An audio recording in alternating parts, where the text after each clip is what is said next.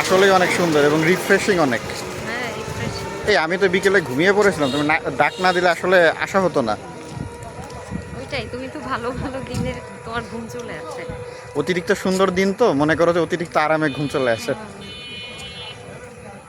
আজকে হচ্ছে আকাশ সে খুব একটা মেঘ নেই এই মুহূর্তে।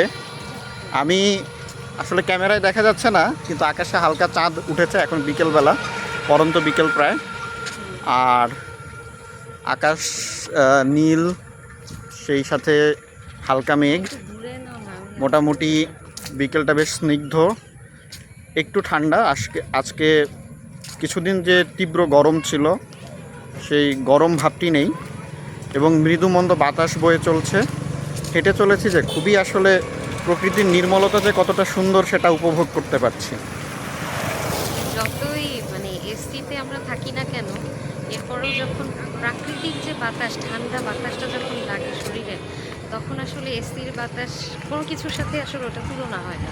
না মানব সৃষ্ট, আল্লাহর নেয়ামত। না দেখো মানব সৃষ্ট এসি বলো আর যেটাই বলো, আসলে প্রাকৃতিক যে পরিবেশ অর্থাৎ যেটা আল্লাহ পাক দিয়েছেন সেটার থেকে সুন্দর কোনো কিছু হতে পারে না।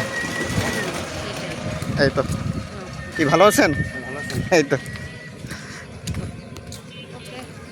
এই তো